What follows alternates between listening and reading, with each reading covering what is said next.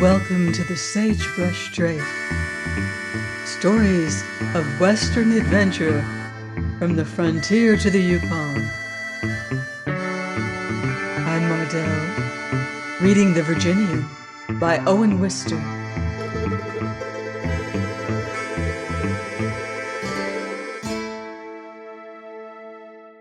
Chapter 17. Scipio moralizes. Into what mood was it that the Virginian now fell? Being less busy, did he begin to grieve about the girl on Bear Creek? I only know that after talking so lengthily, he fell into a 9 days' silence. The talking part of him deeply and unbrokenly slept. Official words, of course, came from him as we rode southward from the railroad, gathering the judge's stray cattle. During the many weeks since the spring roundup, some of these animals had, as usual, got very far off their range, and getting them on again became the present business of our party. Directions and commands, whatever communications to his subordinates were needful to the forwarding of this, he duly gave. But routine has never at any time of the world passed for conversation. His utterances, such as, "We'll work Willow Creek tomorrow morning," or "I want the wagon to be at the Forks of Stinking Water by Thursday," though on some occasions numerous enough to sound like discourse, never once broke the man's true silence. Seeming to keep easy company with the camp, he yet kept altogether to himself. That talking part of him, the mood which brings out for you your friend's spirit and mind, as a free gift or as an exchange, was down in some dark cave of his nature, hidden away. Perhaps it had been dreaming, perhaps completely reposing. The Virginian was one of those rare ones who are able to refresh themselves in sections. To have a thing on his mind did not keep his body from resting. During our recent journey, it felt years ago now, while our caboose on the freight train had trundled endlessly westward, and the men were on the ragged edge, the very jumping-off place of mutiny and possibly murder, I had seen him sleep like a child. He snatched the moments not necessary for vigil. I had also seen him sit all night, watching his responsibility, ready to spring on it and fasten his teeth in it. And now that he had confounded them with their own attempted weapon of ridicule, his powers seemed to be profoundly dormant. That final pitched battle of wits had made the men his captives and admirers, all save Trampas. And of him the Virginian did not seem to be aware.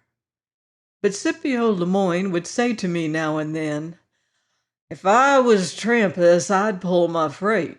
And once he added, "Pull it kinda casual, like I wasn't noticing myself do it." "Yes," our friend Shorty murmured pregnantly with his eye upon the quiet Virginian. "He's surely studying his revenge." "Studying your pussycat," said Scipio. "He knows what he'll do. The time ain't arrived." This was the way they felt about it, and not unnaturally this is the way they made me, the inexperienced Easterner, feel about it. That Trampas also felt something about it was easy to know, like the leaven which leavens the whole lump. One spot of sulkiness in camp will spread its dull flavor through any company that sits near it, and we had to sit near Trampas at meals for 9 days. His sullenness was not wonderful. To feel himself forsaken by his recent adherents, to see them gone over to his enemy, could not have made his reflections pleasant. Why he did not take himself off to other climes, pull his freight, as Scipio said, I can explain only thus. Pay was due him. Time, as it was called in Cowland. If he would have this money, he must stay under the Virginian's command until the judge's ranch on Sunk Creek should be reached.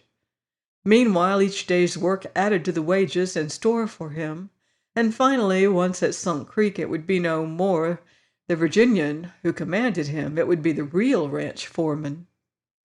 At the ranch, he would be the Virginian's equal again, both of them taking orders from their officially recognized superior, this foreman. Shorty's word about revenge seemed to me like putting the thing backwards. Revenge, as I told Scipio, is what I should be thinking about if I were Trampas. "I dasn't," was Scipio's immediate view. "Not till he's got strong again. He got laughed plumb sick by the bystanders. Whatever spirit he had was broke in the presence of us all. He'll have to recuperate." Scipio then spoke of the Virginian's attitude. "Maybe revenge ain't just the right word for where this affair has got to now with him. When you beat another man at his own game like he done to Trampas, why, you've had all the revenge you can want unless you're a hog, and he's no hog. But he has got it in for Trampas. They've not reckoned to a finish. Would you let a man try such spite work on you, and quit thinking about him just 'cause you'd headed him off?" To this I offered his own notion about hogs and being satisfied. "Hogs," went on Scipio in a way that dashed my suggestion to pieces. "Hogs ain't in the case. He's got to deal with Trampas somehow, man to man. Trampas and him can't stay this way when they get back and go to working same as they worked before. No, sir. I seen his eye twice. And I know he's going to reckon to finish." I still must, in Scipio's opinion, have been slow to understand. When on the afternoon following this talk I invited him to tell me what sort of finish he wanted, after such a finishing as had been dealt Trampas already. Getting laughed plumb sick by the bystanders, I borrowed his own not overstated expression, seemed to me a highly final finishing. While I was running my notions off to him, Scipio rose, and with the frying pan he had been washing, walked slowly at me. "I do believe you oughtn't to be let travel alone the way you do." He put his face close to mine. His long nose grew eloquent in its shrewdness, while the fire in his bleached blue eye burned with amiable satire. "What has come and gone between them two has only settled the one point he was aiming to make. He was appointed boss of this outfit in the absence of the regular foreman. Since then, all he has been playing for is to hand back his men to the ranch in as good a shape as they'd been handed to him, and without losing any on the road through desertion or shooting or whatnot. He had to kick his cook off the train that day, and the loss made him sorrowful, I could see. But I'd happened to come along, and he jumped me into the vacancy, and I expect he's pretty near consoled. And as boss of the outfit, he beat Trampas, who was setting up for opposition boss. And the outfit is better than satisfied it come out that way, and they're staying with him, and he'll hand them all back in good condition, barring that lost cook. So, for the present, his point is made, you see. But look ahead a little. And may not be so very far ahead. You'll have to look. We get back to the ranch. He's not boss there anymore. His responsibility's over. He's just one of us again, taking orders from a foreman they tell me has showed partiality to Trampas more'n a few times. Partiality. That's what Trampas is plainly trusting to. Trusting it will fix him all right and fix his enemy all wrong. He'd not otherwise dare to keep sour like it's doing. Partiality. Do you think it'll scare off the enemy?" Scipio looked across a little creek to where the Virginian was helping throw the gathered cattle on the bed ground. "What odds," he pointed the frying pan at the Southerner, "do you figure Trampas being under any foreman's wing will make to a man like him? He's gonna remember Mr. Trampas and his spite work if he's got to tear him out from under the wing, and maybe tear off the wing and the operation. And I'm gonna advise your folks," ended the complete Scipio, "not to leave you travel so much alone, not till you've learned more life." He had made me feel my inexperience, convinced me of innocence undoubtedly, and during the final days of our journey I no longer invoked his aid to my reflections upon this especial topic. What would the Virginian do to Trampas? Would it be another intellectual crushing of him, like the frog story? Or would there be something this time more material? Say, muscle or possibly gunpowder in it? And was Scipio, after all, infallible? I didn't pretend to understand the Virginian.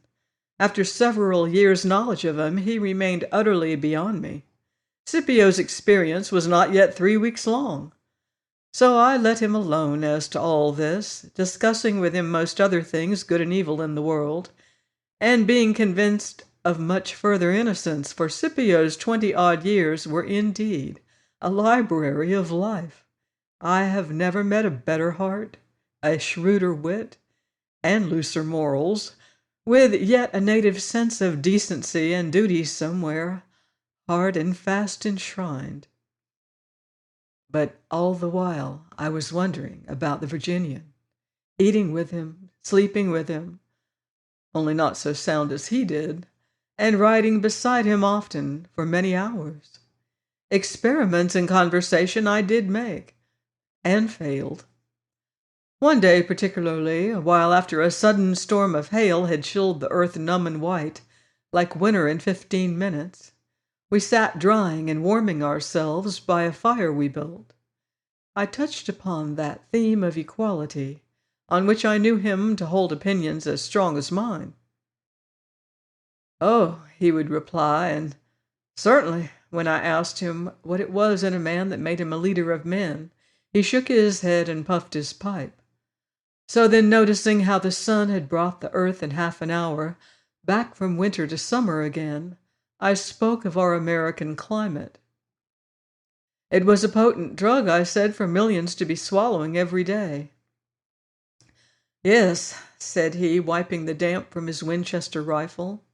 "Our American climate," I said, "had worked remarkable changes at least." "Yes," he said, and did not ask what they were. So I had to tell him. "It has made successful politicians of the Irish, that's one, and it has given our whole race the habit of poker." Bang went his Winchester. The bullet struck close to my left. I sat up angrily. "That's the first foolish thing I ever saw you do," I said. "Yes," he drawled slowly, "I'd ought to have done it sooner." He was pretty near lively again. And then he picked up a rattlesnake 6 feet behind me. It had been numbed by the hail, part revived by the sun, and he had shot its head off. Join me next week on the Sagebrush Trail for more cowboy commotion in the Virginian by Owen Wister.